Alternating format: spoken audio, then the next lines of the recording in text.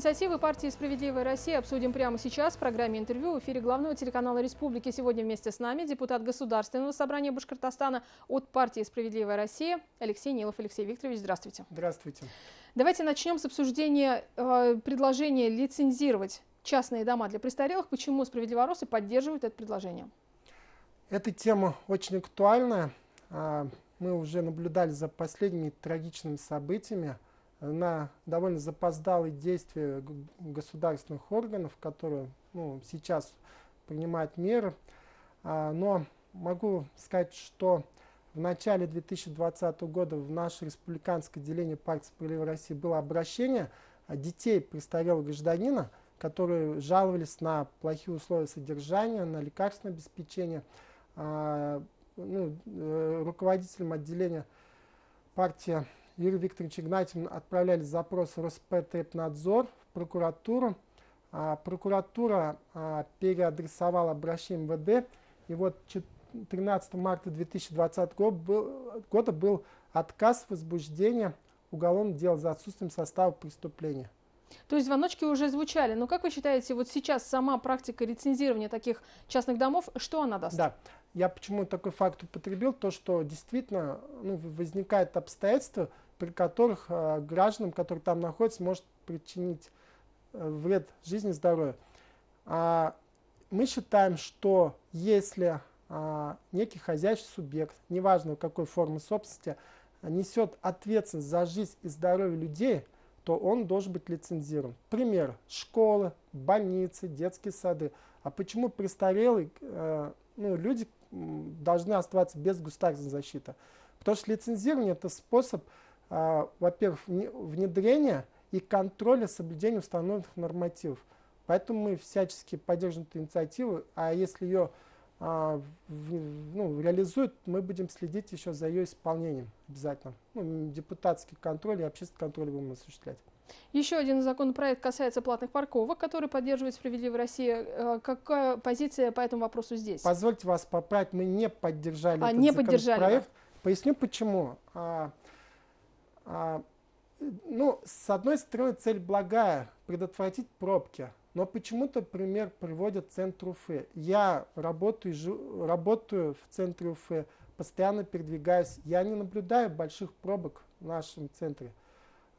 Если пробки возникают, то, как правило, или из-за ДТП, или из-за того, что вовремя не убрали снег, или из-за так называемого парада эвакуаторов. В целом обстановка нормальная. Это ваша личная позиция или позиция партии? Это пока моя личная позиция, но, скажем так, она не противоречит позиции партии. Смотрите, я вам сейчас поясню. Вот если бы разработчики законопроекта и последующие хозяйственные субъекты, которые будут оператором платных парковок, они бы создавали бы новые парковочные места, допустим, арендовали или выкупали землю муниципалитета, строили какие-то многоуровневые парковки, то есть создавали бы новые парковочные пространства, тогда было бы вполне справедливо взимание платы за них. Но когда используемые и существующие парковочные места на дорогах Уфы пытаются превратить в платные, я считаю это несправедливым, потому что, во-первых, эти дороги проектировались под существующую застройку. Это уже каким-то образом противоречит градостроительным нормам. А во-вторых, почему должны страдать те люди, которые раньше не сталкивались с платными парковками? Те, кто работает там, каким-то образом приезжает по каким-то делам. Соответственно, не вижу необходимости именно в взимании платы на существующих в настоящий момент парковочных пространствах. И что еще можно пояснить по этому поводу? Мы пока не понимаем механизм реализации этого закона. Наша фракция «Справедливая Россия» задавала вопросы разработчикам: как вы будете работать, объясните механизм. Но четкого ответа не получили, но зато этот законопроект был очень спешно принят. Поэтому позиция наша остается прежней. И в принципе большинство граждан нас поддерживает. И это не является популизмом, допустим, против очередной какой-то побора с граждан, которым и является сейчас этот законопроект. Но мы считаем, что это несправедливо. Давайте обсудим ситуацию с коронавирусом. Как это повлияло на работу партии? Ведете ли вы прием граждан? Да, смотрите, у нас вообще партия, она довольно, такая взрослая, хотя 14 лет это, конечно, подростковый возраст. И мы в политическую жизнь ведем как раз за счет тесного общения с людьми, потому что у нас нет таких огромных ресурсов, как у партии власти, но мы, скажем так, работаем с людьми именно благодаря общению с людьми. И используем самые современные технологии коммуникации. В частности, я расскажу пока о том, как мы работаем именно в онлайне. У нас используется, мы такую площадку освоили, как Яндекс.Район. Это очень довольно успешная площадка, где реально бытовые проблемы людей обсуждаются, которые реально их волнуют. Мы можем вовремя реагировать на них. Они видят, что депутаты партии представлены, общаются. Разумеется, все социальные сети мы также там представлены. К сожалению, количество подписчиков небольшое, но это не из-за того, что мы не популярны, а потому что люди просто почему-то не любят подписываться на политиков. Но тем не менее, количество просмотров публикаций, особенно по насущным темам, оно зашкаливает. Там бывает и десятки тысяч просмотров. Какие главные обращения? Что в топе?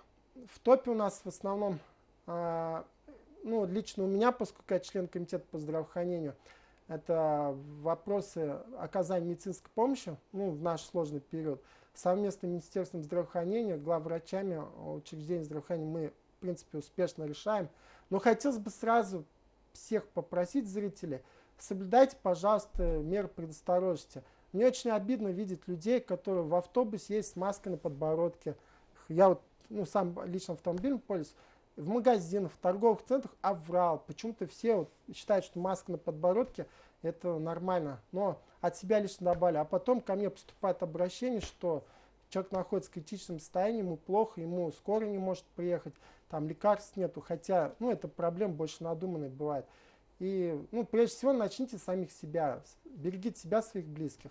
Это отвлекся от темы.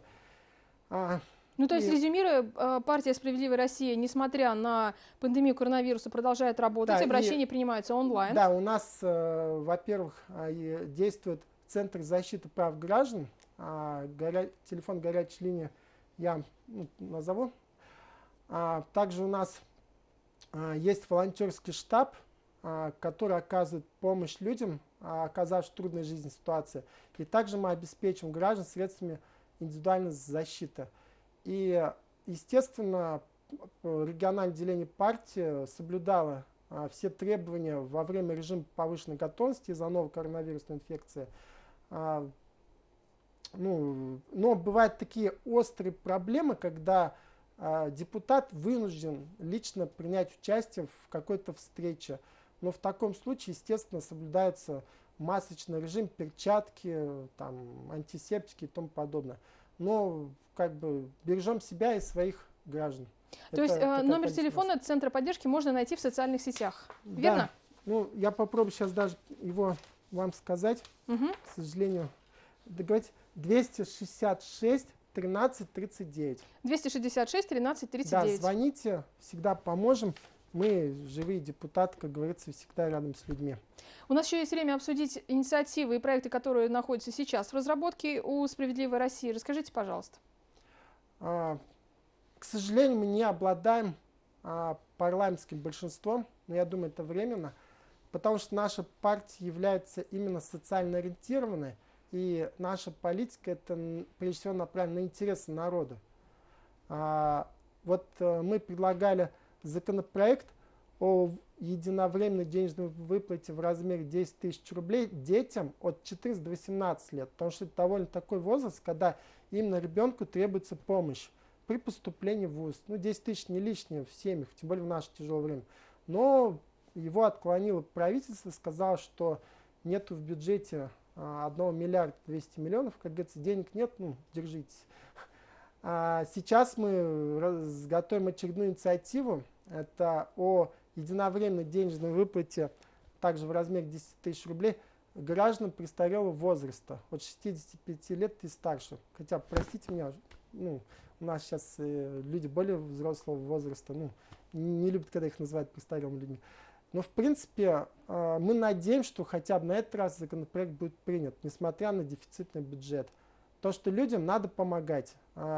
Когда речь идет о таких временах, как сейчас, любая помощь людям, которые находятся, ну, скажем так, в нелегком положении, она очень существенна. И всегда об этом надо помнить. То есть, ну, использовать бюджет деньги на более серьезные и насущные вопросы. Позвольте вам подарить книгу нашего лидера партии Сергея Миронова, которая называется «Серега». Это книга, которая рассказывает о духе этого человека, ну, с большим именем. И она дает понять вообще принцип нашей работы, почему мы такие справедливые депутаты, ну, и наша партия работает на благо народа. Спасибо вам большое, Спасибо. Алексей Викторович. Гостем программы «Интервью» в эфире главного телеканала республики был Алексей Нилов, депутат Государственного собрания Башкортостана от партии «Справедливая Россия». Мы обсудили инициативы этой партии. Не переключайтесь, оставайтесь на БСТ.